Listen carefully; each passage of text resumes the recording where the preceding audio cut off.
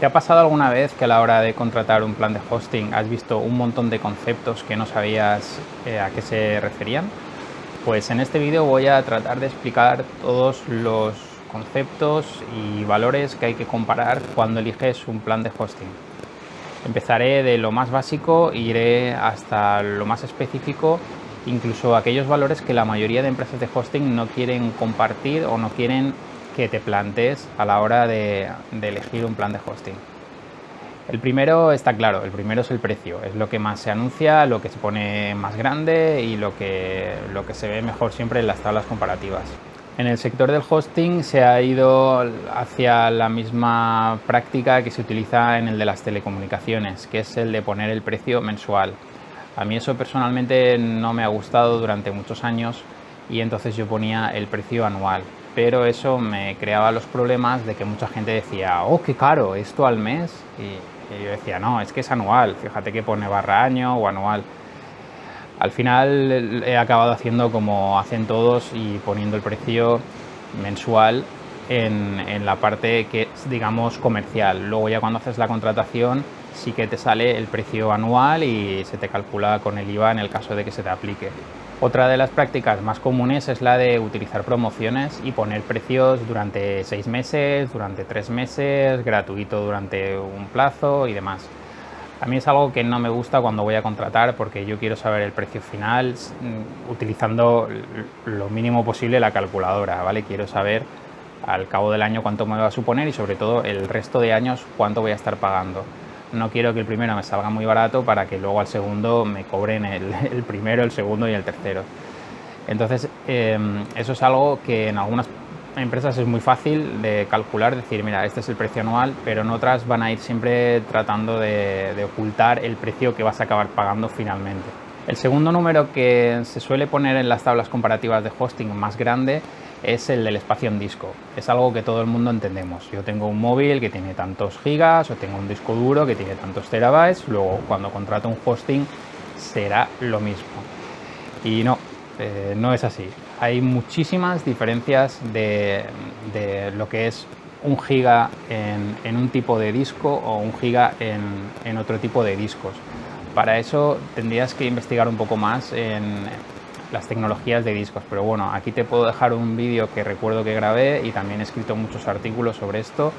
Puedes buscar también información en otros sitios, comparando principalmente la velocidad entre un disco tradicional, un disco SSD, un disco NVMe SSD, que sería la última tecnología, y discos cloud basados en NVMe SSD. Los primeros discos duros eran incluso cintas de cassette o luego unas cintas más grandes, pero lo que todo el mundo habremos tocado son los discos duros mecánicos, son los discos duros esos que cuando leen los datos hacen ruido, hacen un poquito de zumbido.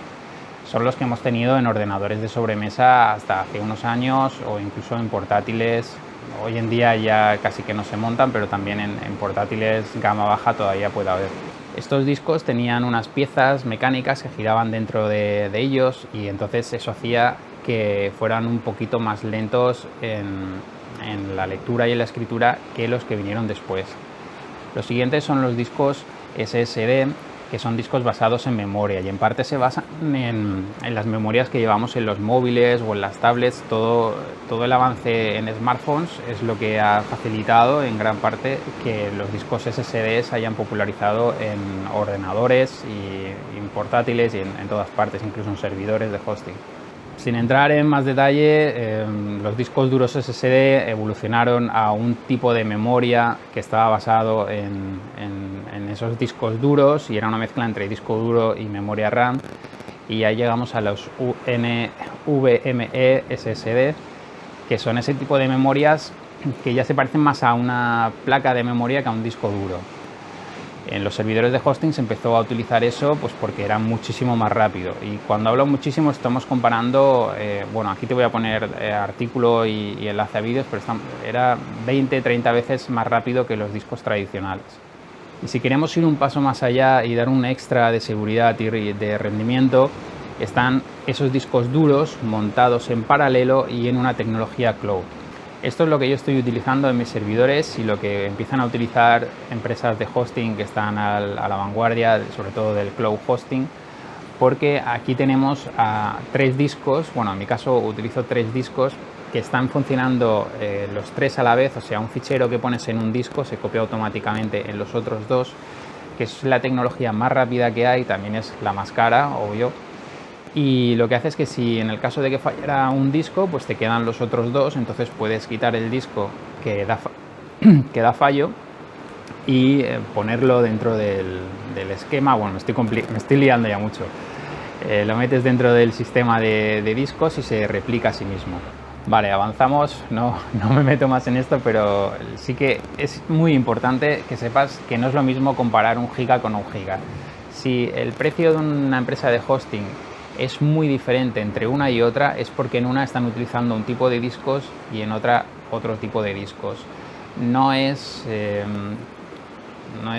comparable, no es justo hasta cierto punto que estés comparando un proveedor que te ofrece muchos gigas o incluso espacios ilimitados, pero en discos con tecnología de hace 20 o 30 años. No quiero decir que estos discos sean de hace 20 o 30 años, pero que sí que la tecnología no es la misma. No podemos comparar un coche SEAT de los primeros que salieron, el SEAT 600, con el último de SEAT. No es comparable. El siguiente punto, en la tabla comparativa, yo estoy utilizando mi tabla comparativa, pero básicamente todas las tablas comparativas tienen estos valores. No voy a entrar en todas las posibilidades que hay, sino en los valores principales en el momento de elegir el hosting. Son las cuentas de mail.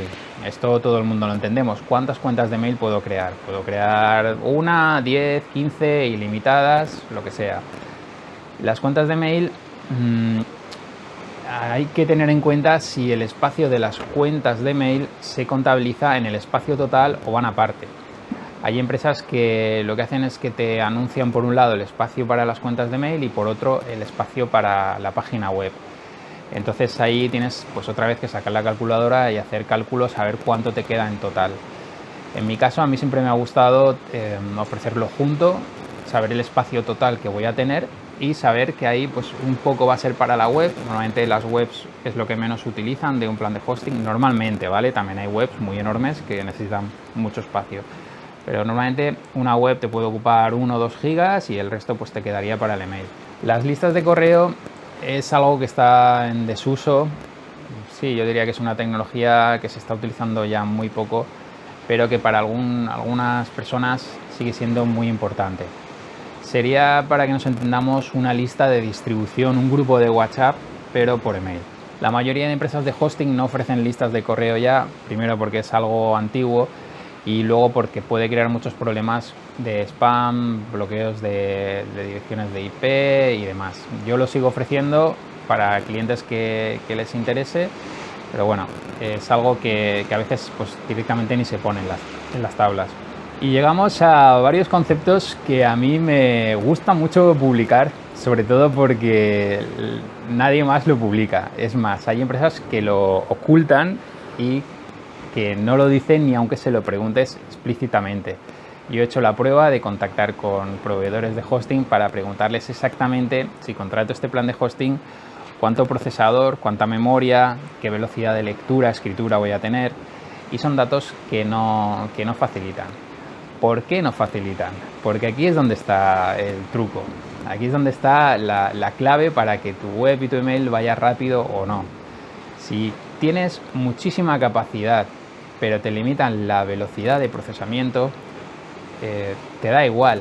Es decir, yo te voy a alquilar un camión, pero solo va a tener 2 ruedas y no vas a poder pasar de 20 por hora.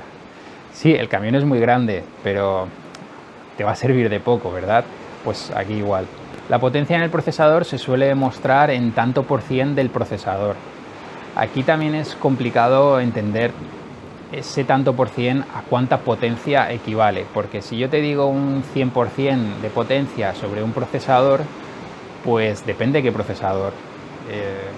Y claro, cada servidor puede tener un tipo de procesador. Es complicado que toda una gama de hosting se monte sobre servidores de la misma potencia de procesador. Y además, si aquí le metemos la capa de virtualización para cloud, pues entonces es todavía más complicado. Pero bueno, esto yo por ejemplo no publico el modelo exacto de procesador, pero sí que intento tener procesadores que estén siempre dentro de la misma potencia.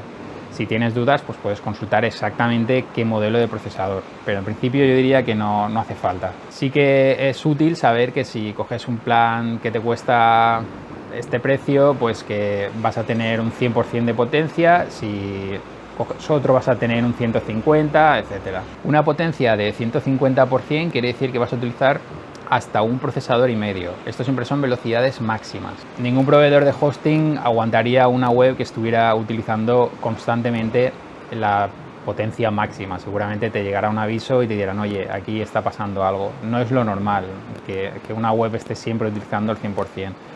De hecho, eso es uno de los motivos que hacen sospechar que una web pues está bajo ataque o que está sufriendo algún tipo de problema con la programación, que no libera recursos y se queda como enganchado.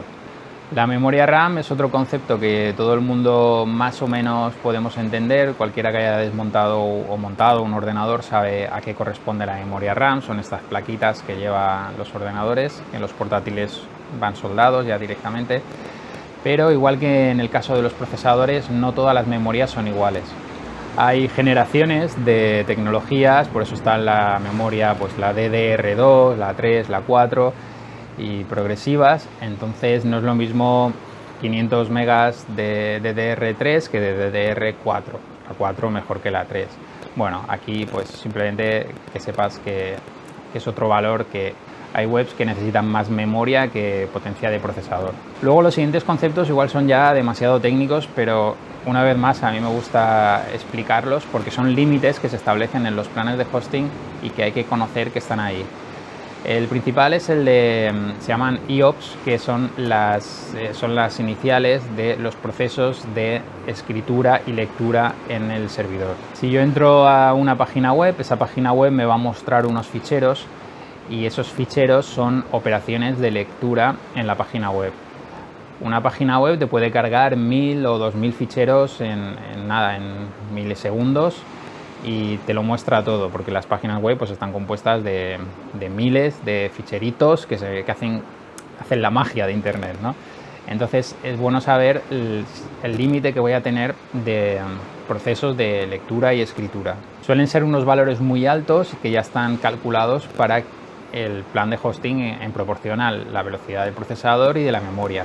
Lo normal es que si los planes de hosting están bien hechos y bien equilibrados, que tú elijas uno y no vayas a tener problema de un valor concreto.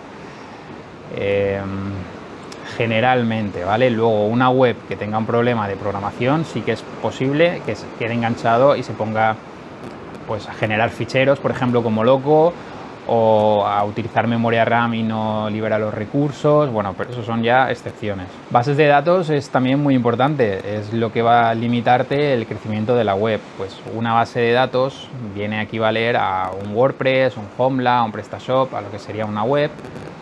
Otra base de datos puedes utilizarla para un foro, otra base de datos para una segunda web de pruebas y así. En una base de datos podría tener información para varias webs, pero desde luego que no es nada recomendable, es una base de datos por web. Los siguientes apartados son los dominios que puedes alojar en el plan de hosting. Aquí hay mucha variedad de cómo llamar a cada dominio. Haciéndolo muy sencillo, tendrías que mirar los dominios principales que puedes alojar, o sea, las páginas web independientes que puedes alojar en ese plan de hosting. Los dominios secundarios, es decir, esos dominios que puedes añadir al plan de hosting pero que van a mostrar la web principal. Y luego los subdominios, que serían esas entradas que hay antes del dominio. Por ejemplo, pues alta.tudominio.com. A los dominios principales y secundarios se le llama según cada empresa de una forma y según cada panel de control de una forma. Entonces, bueno, pues es simplemente consultar y decir, bueno, pues si aquí dicen dominios en parking, se están refiriendo a los secundarios, o a veces yo también le llamo apuntados. Otro valor que no suele estar muy visible o incluso a veces ni se dice en las comparativas de hosting es cuántos emails voy a poder enviar. Porque yo voy a elegir un plan de hosting que va a tener mucho espacio, mucha potencia y mucha capacidad, pero a ver si me vas a limitar los emails que puedo enviar. Yo lo marco como emails por día y luego hay un límite por cada cuenta que, bueno, se puede modificar, pero suele estar hasta los 200 emails al día. Aquí hay mucho cliente que lo que dice es, no, yo no quiero ningún límite, a mí pónmelo ilimitado y yo iré tirando emails cuando me haga falta porque necesito enviar un boletín muy urgente y necesito que sean 3000 direcciones en pocos segundos. Y bueno, aquí entramos en el tema de la gestión del spam. De entrada, y muy resumido, no es bueno que un proveedor de hosting no ponga límites en el envío de mail, porque si a ti no te está poniendo límites, quiere decir que a tu vecino tampoco. Y tu vecino está compartiendo dirección IP, con lo que las guarradas que él haga las vas a acabar pagando también tú. Entonces es bueno que haya límites, porque eso quiere decir que ese proveedor se está molestando en controlar por lo menos un mínimo del envío de mails. Además, no es bueno que hagas un envío masivo de miles de mails en poco tiempo, porque los proveedores se protegen frente a eso. Si un proveedor recibe 1000 emails en 3 segundos, a la papelera, o sea, no se molesta ni en gestionarlo. Entonces siempre es bueno que si haces envíos masivos lo hagas lo más espaciado posible. Esta es una frase que a mí, de tanto decirla, es que me suena hasta extraña ya. Pero es así. Si vas a enviar un boletín a 1000 suscriptores, haz 100 envíos cada hora. Todos los programas de mail, de envío de boletines y tal, se pueden programar para que hagan envíos en bloques. En inglés le suelen llamar batch. Bueno, entonces, aunque tengas un límite en tu plan de hosting, intenta no llegar al máximo nunca, porque, bueno, por eso te puede dar problemas, sobre todo eso, de que te marquen como spam. Y a partir de aquí, pues cada proveedor de hosting va a ir poniendo la salsa que considere mejor en cuanto a software, a servicios o atención técnica a las dudas o resolución de problemas. Aquí es donde yo intento pues dar una atención más personalizada, contestar rápido y sobre todo dar la solución en el menor tiempo posible. Y eso es todo en lo referente a conceptos de hosting. Si tienes alguna duda más, pues ya sabes que lo puedes dejar en el comentario y si puedo te contesto ahí, si no pues te contesto en los próximos vídeos. Nada, nos vemos en el próximo.